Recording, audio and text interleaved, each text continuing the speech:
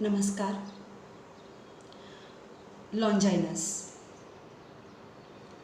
લોન્જાઇનસને સમજતા પહેલાં, એટલે કે લોન્જાઇનસની કાવ્ય વિચારણા સમજતા પહેલાં આપણે પ્લેટો અને એરિસ્ટોટલની કાવ્ય વિચારણા સમજી ચૂક્યા છીએ. આપણે એરિસ્ટોફેનિસથી શરૂ થતી ગ્રીક વિચારણામાં જોયું કે સાહિત્ય રાજ્યના હિતમાં હોવું જોઈએ અને એનું પ્રમુખ કાર્ય આદર્શ નાગરિક ઘડવાનું હોવું જોઈએ. પ્લેટોનો સમય આવ્યો ત્યાં સુધીમાં ગ્રીસ પતન તરફ જઈ રહ્યું હતું. એ પોતે ચિંતક હતો, તેથી એણે કલ્પનો સિદ્ધાંત આપ્યો અને સાહિત્યને અસત્ય અનુકરણનું અનુકરણ કહ્યું. એની સામે રાજ્યના ઉત્થાનનું ધ્યેય હતું. આદર્શ અને ચૈતસિક રીતે અડગ નાગરિકો ઘડવાનો એનો હેતુ હતો. એના સમયમાં રચાતું સાહિત્ય આ હેતુઓમાં મદદરૂપ થાય એવું નહોતું. તેથી એણે કવિ અને કવિતાને, એટલે કે સાહિત્યકાર અને સાહિત્યને ઝાકારો દેવાનું કહ્યું. છતાં એણે જીવન ખાતર કલાની જે ચર્ચા કરી એનો જ આધાર લઈ એરિસ્ટોટલ કલા અને સાહિત્યની પુનઃ પ્રતિષ્ઠા કરે છે. એરિસ્ટોટલ બે મહત્ત્વના ગ્રંથો આપે છે, પોએટિક્સ અને રિટોરિક્સ. એકમાં એ કવિતાની ચર્ચા કરે છે અને બીજામાં એ વાગ્મીતાની ચર્ચા કરે છે. આપણને એવો પ્રશ્ન થવો જોઈએ કે શા માટે સાહિત્યની સાથે સાથે વાગ્મીતાનું શાસ્ત્ર પણ ત્યાં વિકસ્યું. જે રીતે આપણું પ્રાચીન ભારત નાના નાના રજવાડાઓમાં વિભાજિત હતું, એ જ રીતે પ્રાચીન ગ્રીસ પણ નાના નાના નગરોથી બનેલું રાજ્ય હતું. રોમના આધિપત્યમાં જે લોકશાહી રાજ્યો હતા ત્યાં ચૂંટણીઓ થતી. જાહેર મત મેળવવા માટે દેખીતું છે કે ભાષણો થતા હોય, અને ભાષણો કેવા હોય તો પ્રજા મત આપવા પ્રેરાય એ બાબતથી આજે પણ આપણે અજાણ નથી. તો એ વખતની પ્રજા તો સમષ્ટિમાં માનનારી હતી. એકે એક નાગરિક પોતાના દેશ પ્રતિ નિષ્ઠાવાન હોય, પ્રત્યેક વિષયોથી અવગત હોય એવી અપેક્ષા રાખવામાં આવતી. આવી સજાગ પ્રજાના જો મત મેળવવા હોય તો ભાષણ પણ એવું જ આંજી દેતું હોવું જોઈએ. અને જે સૌથી સારું ભાષણ આપી શકે તે સામાજિક અને રાજકીય સ્તરે મહત્ત્વની વ્યક્તિ બની જાય એ સમજી શકાય એમ છે. પરિણામે વક્તૃત્વની કળા સાહિત્યની કળા જેટલી જ મહત્ત્વની અને આવશ્યક ગણાતી. પ્રજા વાગકળાનું શિક્ષણ મેળવતી અને એટલે જ એ વખતના વિચારકોએ સારામાં સારું વ્યાખ્યાન કેવું હોવું જોઈએ એ મુદ્દે સૂચનો કર્યા. પ્લેટો અને એરિસ્ટોટલે પણ આ વિષય પર ચર્ચા તો કરી જ છે, પરંતુ પ્લેટો વાકછટાની શૈલીને આવશ્યક નહોતો ગણતો. એને એમાં બનાવટ અને છળ દેખાતું. એના માટે નાગરિકોની સજાગતા અને નિષ્ઠા એ વધુ મહત્ત્વના હતા. પ્લેટો પછી આઇસોક્રેટિસ નામના વાકકલાના શિક્ષકે વાગ્મીતાને વ્યક્તિત્વની કલા તરીકે જોઈ અને ચર્ચી પણ. એના મતે વાગ્મીતાની કેળવણી માનવીનું સાંસ્કૃતિક ઘડતર કરે છે. તેથી એણે વક્તૃત્વ શક્તિ, સંવાદ કલા, લેખન કલા અને શૈલીમાં રહેલા સૌંદર્ય વિશે વાત કરી. એણે કહ્યું કે સારા વક્તા થવા માટે બૌદ્ધિક વિદ્વત્તા, આગવી શૈલી અને વ્યક્તિત્વની કળાની સમજ તથા બધા તત્વોનો સુમેળ હોવો જોઈએ. એણે કુદરતી શક્તિ એટલે કે પ્રતિભા, વક્તૃત્વ કલાનું જ્ઞાન એટલે કે અભ્યાસ અને અવિરત સાધના એટલે કે પૂરી નિષ્ઠાના ગુણો વડે વક્તૃત્વની કળામાં સિદ્ધિ મેળવી શકાય એમ સમજાવવાનો પ્રયત્ન કર્યો. ઘણી ઝીણવટથી તપાસ કરતા આઇસોક્રેટિસ વક્તૃત્વમાં અનુકરણને મહત્ત્વ આપે છે. એ માને છે કે ઉત્તમ વક્તવ્યોના અનુકરણ અને અભ્યાસ વડે વક્તાઓ પોતાના વક્તવ્યમાં વિશેષ શૈલી નિરૂપી શકે છે. આઇસોક્રેટિસે કરેલા નિરૂપણને એરિસ્ટોટલ અનુસરે છે. વાગ્મિતાની ચર્ચા એ વધારે ઝીણવટથી અને વધારે સ્પષ્ટીકરણથી કરે છે. એની ચર્ચાના કેન્દ્રમાં શૈલીની સુંદરતા છે, જેને અલંકારોના પ્રયોગોથી મેળવી શકાય. એણે કરેલી ચર્ચા વધુ શાસ્ત્રીય હોવાથી એના શિષ્યોએ પણ વાગ્મિતા અને એની શૈલી પર વિચારો પ્રગટ કર્યા. ત્યારબાદ લગભગ 2 સદી સુધી કોઈ નવો વિચાર કે કોઈ નવી ચર્ચાઓ ન થઈ. ઈસવીસનની પહેલી બીજી સદીમાં રોમન શાસન હેઠળ ગ્રીસમાં રોમન સાહિત્યશાસ્ત્રીઓએ પોતાની રોમન પરંપરાઓમાં ગ્રીક સંસ્કૃતિના અમુક તત્વો ઉમેર્યા અને નવેસરથી સાહિત્યની ચર્ચા વિવેચનોને ગતિ આપી. ઉત્તમ વક્તા તરીકે સિસેરોએ ખ્યાતિ મેળવી. તેણે યોગ્ય શબ્દોની પસંદગી અને ઉચિત શૈલી પર ભાર મૂક્યો. ભાવક પક્ષે પણ એણે ભાષણની સફળતા નિષ્ફળતાના આધારની વાત કરી. તેથી જ તેણે સરળ અને સહજ શૈલી પર ભાર મૂક્યો. ત્યારબાદ રાજ્યમાં લોકશાહીને બદલે સામ્રાજ્યવાદ આવ્યો. પરિણામે પેલી વાક્કળાની આવશ્યકતા ઘટી અને ફરીથી સાહિત્ય કેન્દ્રમાં આવ્યું. એ સમયના સમ્રાટે લેખકોને પ્રોત્સાહન આપ્યું. એરિસ્ટોટલના ગ્રંથને રોમન સાહિત્યકાર હોરેસે પોતાના ગ્રંથ આર્સ પોએટિકા દ્વારા લોકોમાં ફરીથી જીવંત કર્યો. તેણે ગ્રીક કલાને, એના સિદ્ધાંતોને, સૌંદર્યના ખ્યાલને આદરથી જોયા અને ચર્ચ્યા. એણે કાવ્યના વિવિધ અંગોમાં સમુચિત સંયોજન, કાવ્યની આકૃતિ તથા નવીન શબ્દ પ્રયોગોના ઉપયોગ વિશે વાત કરી. મહત્વની વાત એણે એ કરી કે કવિની અભિવ્યક્તિમાં એનો સ્વ અનુભવ ભળેલો હોવો જ જોઈએ. એટલે કે માત્ર કલ્પનાનો આધાર લઈ રચના ન રચાવી જોઈએ. ત્યારબાદ ક્વિન્ટિલિયન આવ્યા. તેઓ રોમન પ્રશિષ્ટતાવાદી વિવેચક હતા. એ સરસ વાત લઈને આવે છે. એ કહે છે કે સાહિત્ય અને વક્તૃત્વના ખ્યાલો ક્યારેય સનાતન ન હોય. સ્થળ અને કાળ પ્રમાણે એની શૈલીમાં, એના વલણોમાં બદલાવ આવતા જ રહેતા હોય. અને તેથી એ એવું માને છે કે પરંપરામાં આવતી પ્રત્યેક બાબતને અનુસરવું એ યોગ્ય નથી.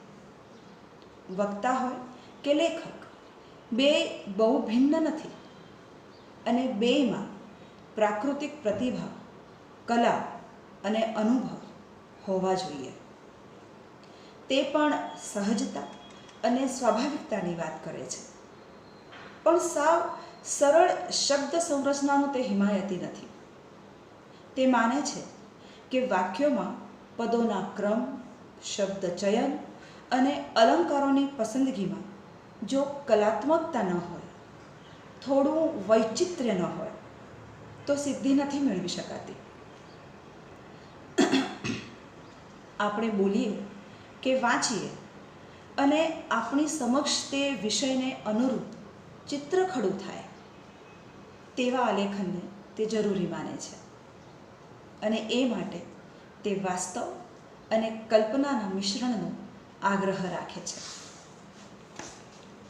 લોન્જાઇનસની સામે આ બધા જ ગ્રીક રોમન વિવેચકો છે. બધાની ચર્ચાઓ, મતો અને સિદ્ધાંતોનો પાયો છે. આ બધી ચર્ચાઓને નજરમાં રાખીને એ પેરી ઇપ્સુસ નામનો વિવેચન ગ્રંથ આપે છે. અને એમાં એ સિદ્ધાંત આપે છે ઉદાત્તતાનો. કાવ્ય અને વક્તવ્ય બેયનો સમન્વય કરતા આ ગ્રંથમાં બેમાં ઉદાત્ત તત્વ કઈ રીતે સાધી શકાય એની ઊંડાણપૂર્વક ચર્ચા લોન્જાઇનસે કરી છે. તો આપણે જોઈએ કે લોન્જાઇનસ શું કહેવા માંગે છે. પાશ્ચાત્ય સાહિત્ય મીમાંસાના ઇતિહાસમાં લોન્જાઇનસ ખૂબ મહત્વનું સ્થાન ધરાવે છે. એરિસ્ટોટલે જે રીતે પોએટિક્સ નામે મૌલિક વિવેચન ગ્રંથ આપ્યો હતો, એ જ રીતે લોન્જાઇનસે પેરી ઇપ્સુસ નામે મૌલિક ગ્રંથ આપ્યો છે અને એમાં એ ચર્ચા કરે છે ઉદાત્તના તત્વની. આ ઉદાત્ત શબ્દના આપણે પારિભાષિક અર્થો જોવા જઈએ તો ઉદાત્ત એટલે ભવ્ય, ઉત્તમ, ઉત્કૃષ્ટ, મહાન, ઉચ્ચ કક્ષાનું એવી અર્થછાયા આપણને મળે છે. આ ઉદાત્ત તત્વને લોન્જાઇનસ અભિવ્યક્તિનું પ્રાણ તત્વ ગણે છે અને આપણે જોઈ ગયા કે ગ્રીસમાં અભિવ્યક્તિની મુખ્ય બે ધારાઓ હતી, સાહિત્ય અને વાગ્મિતા. આ બંને ધારાઓમાં અભિવ્યક્તિ કરવા માટે કવિઓ અને વક્તાઓએ ઉદાત્તતાને મહત્ત્વ આપવું જોઈએ એવું કહેનાર લોન્જાઇનસ પોતાનો કાવ્ય વિચાર કંઈક આ રીતે રજૂ કરે છે. એ કહે છે કે કવિનું કામ ઉપદેશ આપવાનું, સમજાવવાનું કે તર્ક કરવાનું નથી. આનંદ, ઉલ્લાસ અને ઉત્કૃષ્ટ અનુભૂતિ કરાવવાનું છે અને એ માટે કવિએ કાવ્ય સર્જનના વિવિધ અંગોમાં ઉદાત્ત તત્વ દાખલ કરવું જોઈએ. ઉદાત્તતા એક ગુણ છે, એને સાધી શકાય છે, જેના સંપર્કમાં આવનાર ભાવકને ઉત્કૃષ્ટતાનો અનુભવ થાય છે. લોન્જાઇનસ ઉદાત્તતાની કોઈ વ્યાખ્યા નથી આપતા. એમના ગ્રંથ પેરી ઉપ્સુસનો અર્થ થાય છે ઓન હાઈ, ઊંચાઈ પર, ભાવની ઉચ્ચ પરાકાષ્ઠાએ. આ એક એવો ગુણ છે જે કૃતિની સંપૂર્ણતામાં, સમગ્રતામાં વ્યાપેલો, એમાંથી ઉદ્ભવતો હોવો જોઈએ અને ભાવકને એ કૃતિની સૃષ્ટિમાં લાવીને મૂકે એવો હોવો જોઈએ. એ કૃતિમાં આવે કેવી રીતે? એના જવાબોની ચર્ચા કરતા લોન્જાઇનસે ઉદાત્તતાના 5 સ્ત્રોત આપ્યા છે અને એ સ્ત્રોતોને 2 પ્રકારોમાં એણે વહેંચ્યા છે. આ પ્રકારોના નામ આપણને મળે છે અંતરંગના તત્વો અને બહિરંગના તત્વ રૂપે. અંતરંગના તત્વોમાં ઉદાત્તતાના 2 સ્ત્રોતોનો સમાવેશ થાય છે. પહેલું, વિચારની ભવ્યતા, એટલે કે કવિ પોતે મહાન વિચારોવાળો, મહાન વિચારોને ગ્રહણ કરનારો ઉદાત્ત આત્માવાળો હોવો જોઈએ. ભવ્ય વિચારો એ ઉદાત્તતાનો મૂળભૂત આધાર છે. આપણને એમ થાય કે ભવ્ય વિચારો એટલે કેવા વિચારો? તો કહી શકાય કે જે વિચારોમાં હીનતા ન હોય, નિકૃષ્ટપણું ન હોય, સામાન્યપણું કે તુચ્છપણું ન હોય એવા વિચારો એટલે ઉદાત્ત વિચારો, ઉચ્ચ કક્ષાના વિચારો. લોન્જાઇનસ સમજાવે છે કે આત્મામાં ઉદાત્તપણું કે મહાન વિચારો ત્યારે જ શક્ય છે જ્યારે કવિ પોતે જન્મજાત મહાન અને ભવ્ય વિચારો ધરાવતો હોય. એટલે કે ઉદાત્તતાનો આ પહેલો સ્ત્રોત જન્મજાત પ્રતિભામાંથી વહેતો હોય છે. આપણને તરત યાદ આવે કે કવિ બનતા નથી, કવિ તો જન્મે છે. ભારતીય સાહિત્ય મીમાંસામાં આપણે કવિ પ્રતિભા કુદરતી હોય છે એ શીખી ગયા છીએ. લોન્જાઇનસ પણ એ જ કહે છે, કવિમાં પ્રતિભા અને ભવ્ય ઉદાત્ત તત્વ એ જન્મજાત હોય છે. જે વ્યક્તિમાં સંકુચિતતા કે સામાન્યતા હોય તે ઉત્તમ સર્જન ન કરી શકે. તેથી જો વ્યક્તિમાં જન્મજાત પ્રતિભા છે તો એણે મહાન વિચારોથી એ પ્રતિભાને જાળવવી જોઈએ. અને એવું કરવા માટે કવિમાં મહાન વિચારોને ગ્રહણ કરવાની વૃત્તિ પણ હોવી જોઈએ, જેથી મહાન સર્જકોની ઉમદા કૃતિઓમાંથી નિપજતા વિચારોનું અધ્યયન કરીને ઉદાત્તની કક્ષાએ પહોંચી શકાય અને એ ગુણને વધુને વધુ કેળવી શકાય.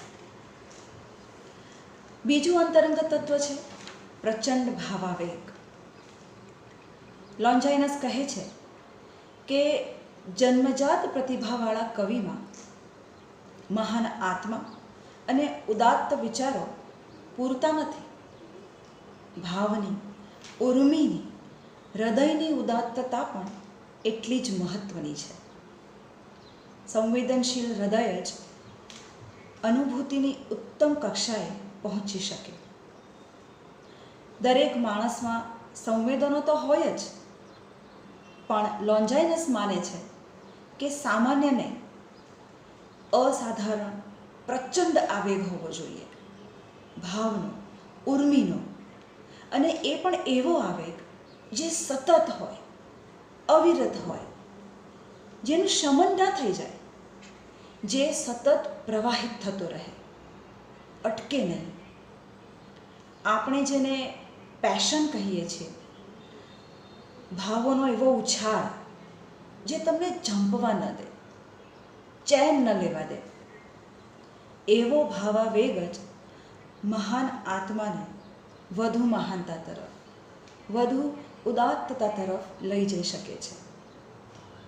પાછું એ પણ ધ્યાન રાખવાનું છે કે ભાવોમાં, આ આવેગમાં પણ નિમ્નતાને, સાધારણપણાને કે તુચ્છપણાને સ્થાન નથી. એવા ઉચ્ચ અને મહાન વિચારો, એવો જ મહાન અને ઉચ્ચ ભાવ અને એવો જ ઉદાત્ત કક્ષાનો એનો આવેગ. આવા આવેગથી, ભાવોના ધસમસતા ધોધના પ્રભાવથી ઉત્તમ કૃતિ રચી શકાય છે, એમ એ માને છે. એ કૃતિમાં વિચારો અને ભાવોનો એવો પ્રભાવ પડે કે કૃતિ સર્વદા આનંદદાયક બની શકે, એને ભૂલી ન શકાય. ભાવક એની અનુભૂતિથી અંજાયા વિના રહી ન શકે.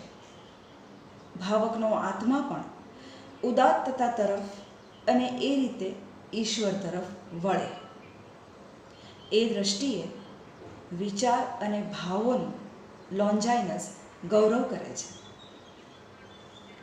આમ જે ગુણો એટલે કે મહાન આત્માનો મહાન વિચાર અને પ્રચંડ ભાવાવેગ જે જન્મજાત હોય છે, તેની ચર્ચા લોન્જાઇનસ અંતરંગ તત્વ અંતર્ગત કરે છે.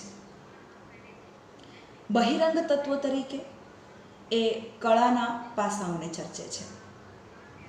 એવા ગુણોની વાત કરે છે જેને સર્જકે ખીલવવા જ જોઈએ.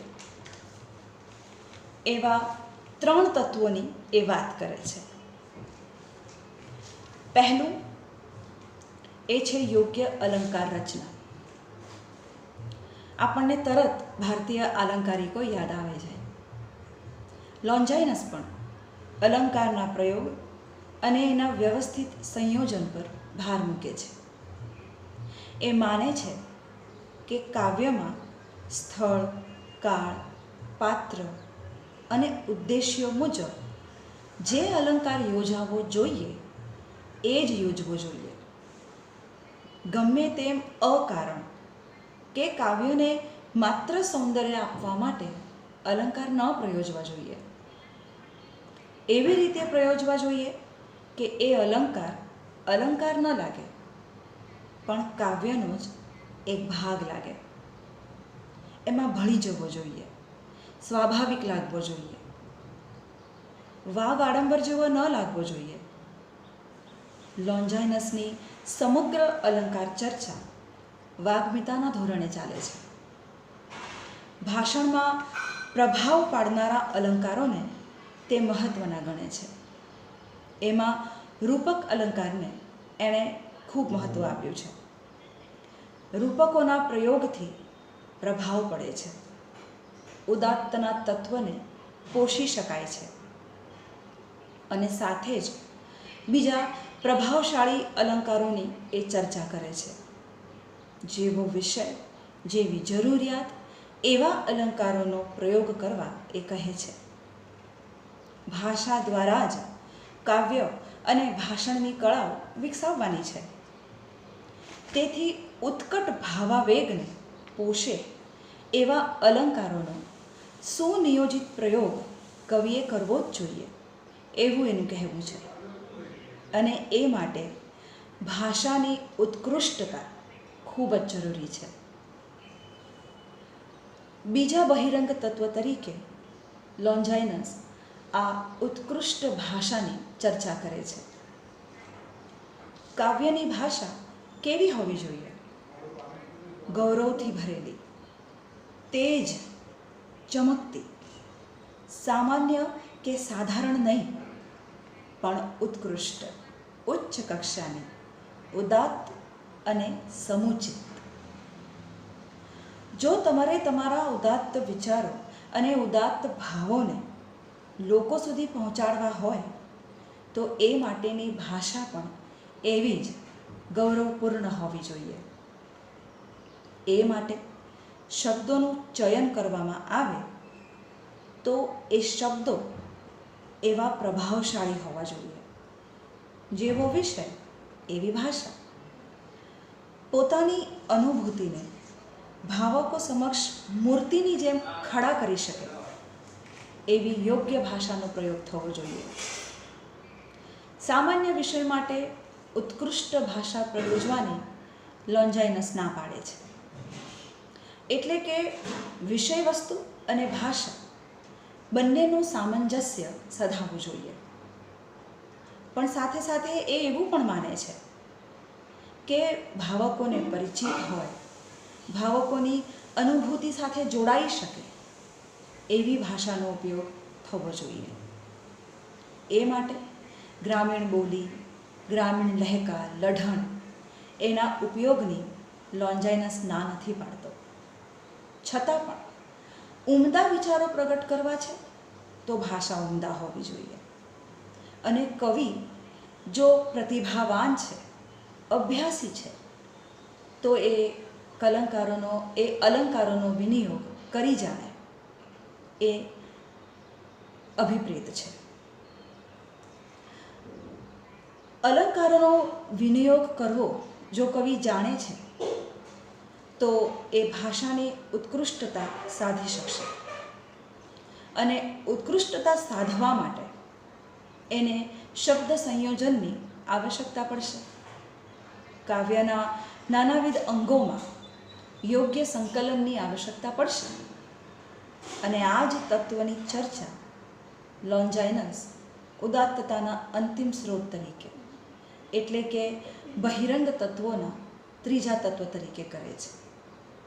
અને એ છે ગૌરવપૂર્ણ રચના વિધાન. આપણે જાણીએ છીએ કે કાવ્યના વિવિધ અંગો જેવા કે ભાષા, અલંકાર, પદરચના, છંદ વગેરેનું જો યોગ્ય સંકલન થયું હોય તો સારી કૃતિ નીપજી શકે છે. કાવ્ય સામગ્રી નામે આપણે આ અંગોને ઓળખીએ છીએ. લોન્જાઇનસ પણ આ જ વાત કરે છે. એ શબ્દ પર વધારે ભાર મૂકે છે. એ માને છે કે શબ્દની સંગતિપૂર્ણ વ્યવસ્થા ઉત્કૃષ્ટતા માટે અનિવાર્ય છે. એટલે કે જેવો વિચાર, અભિવ્યક્તિની જેવી આવશ્યકતા એવા શબ્દનું ચયન કરવાથી કૃતિમાં ઉદાત્ત તત્વની અનુભૂતિ થઈ શકે છે. પણ માત્ર શબ્દ ચયન જ નહીં, એની સુવ્યવસ્થિત ગોઠવણી પણ એટલી જ જરૂરી છે. એની સાથે સાથે ઉદાત્ત વિચાર, કાવ્યનું કાર્ય, અલંકાર યોજના, એમાંથી નિપજતું સૌંદર્ય, ભાષાનો લય, આ બધા જ તત્વોનું સંવાદીપણું, સુવ્યવસ્થિત ગોઠવણી, એકબીજા સાથેનું સામંજસ્ય રચનાનું મહત્ત્વનું તત્વ છે. આ બધું જ જેની વાત આપણે હાલ કરી એ એકબીજાને અનુરૂપ અને એકબીજાના પૂરક બનીને આવવા જોઈએ. વધારાનું કે નકામ નિમ્ન કક્ષાનું કશું ન હોવું જોઈએ. ઉદાત્ત શૈલીને સાધવા માટે ગૌરવપૂર્ણ રચના વિધાન એ આવશ્યક છે. આમ આપણે જોઈ શકીએ છીએ કે લોન્જાઇનસ જે ઉદાત્ત શૈલીની વાત કરે છે તે ભાષાના અંગોની સંવાદિતાથી સાધી શકાય છે. જો એકાદ અંગમાં પણ શિથિલતા આવે તો સમગ્ર કૃતિ પર અને એને લીધે ઉદાત્તતાના તત્વ પર એની અસર પડે, જે લોન્જાઇનસને સ્વીકાર્ય નથી. આપણને એમ થાય કે સર્જક કેટલો સજાગ, સતત જાગૃત કે પ્રતિપળ અભ્યાસી હોય ત્યારે આવી ઉદાત્ત ભાવનાને પોષી શકાય અને લોકો સુધી પહોંચાડી શકાય. પરંતુ કવિ પણ આખરે છે તો માણસ જ ને, એ કઈ રીતે ભૂલો વિનાનો હોઈ શકે?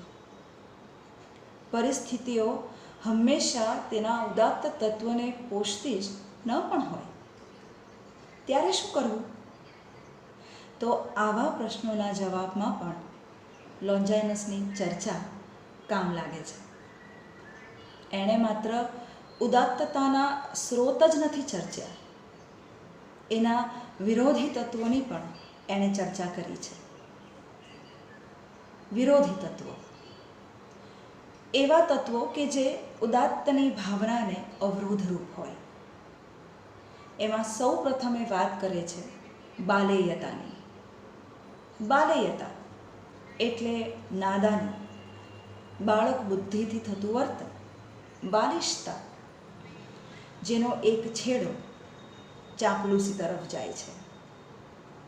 લોન્જાઇનસ માને છે કે વ્યક્તિમાં આવી હલકી વૃત્તિ હોય તે ક્યારેય ભવ્યતાના તત્વને પામી શકે નહીં.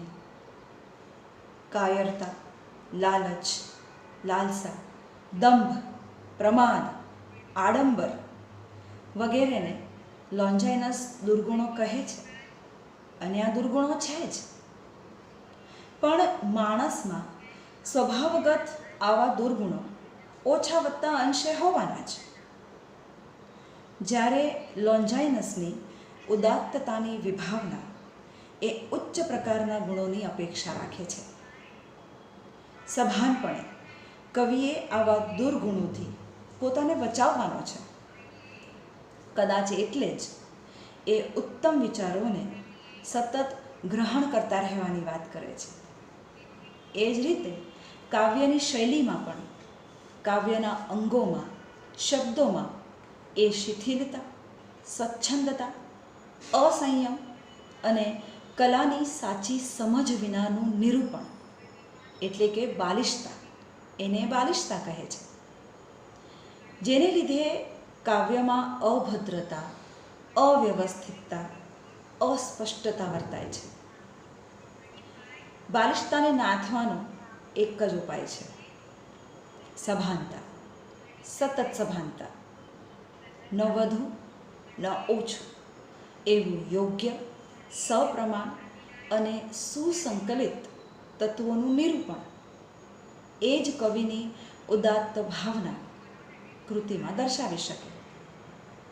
એ જ રીતે વધારે પડતા લાઘવથી પણ લોન્જાઇનસ બચવાનું કહે છે, તો વધારે વિસ્તારથી વર્તવાની પણ એ ના પાડે છે. અલંકારના વિનિયોગથી વસ્તુમાં લાઘવ લાવી શકાય, પણ એટલું બધું લાઘવ પણ ન નિરૂપવું જોઈએ કે ભાવક એમાં રહેલા ઉદાત્તના સૌંદર્યને પામી જ ન શકે.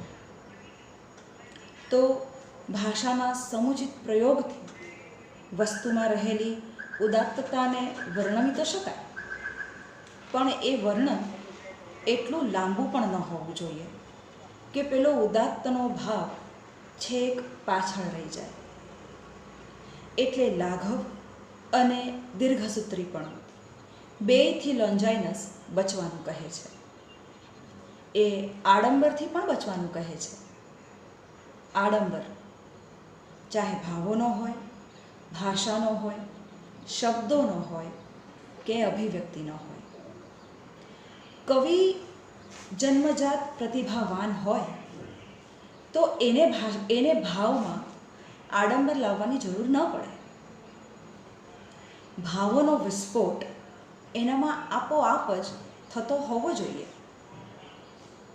અને અભ્યાસ તથા પ્રયોગો દ્વારા એ સહજ સ્વાભાવિક અભિવ્યક્તિ તરફ જવો જોઈએ. દેખાડો કે દંભ કરવાથી ભાવક સુધી ઉદાત્તતાનો ભાવ પહોંચી ન શકે, એમનામાં એનું આરોપણ ન થઈ શકે. મોટી મોટી વાતો કે મોટા ભારેખમ શબ્દોમાં રહેલું બોદાપણું ઉદાત્ત તત્વને ન પોષી શકે કે ન સંવર્ધિત પણ કરી શકે. માટે શૈલીમાં આડંબરને લોન્જાઇનસ વિરોધી તત્વ જુએ છે.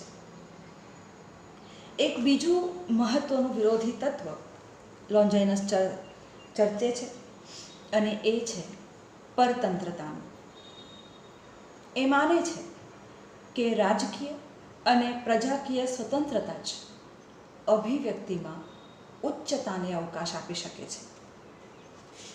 હવે આ સ્વતંત્રતા માત્ર રાજ્યની જ છે એમ કહેવાને બદલે જો આપણે એમ કહીએ કે વિચારોની, અભિવ્યક્તિની અને વર્તનની સ્વતંત્રતા હોય તો માણસમાં ઉદાત્ત તત્વ ખીલી શકે છે.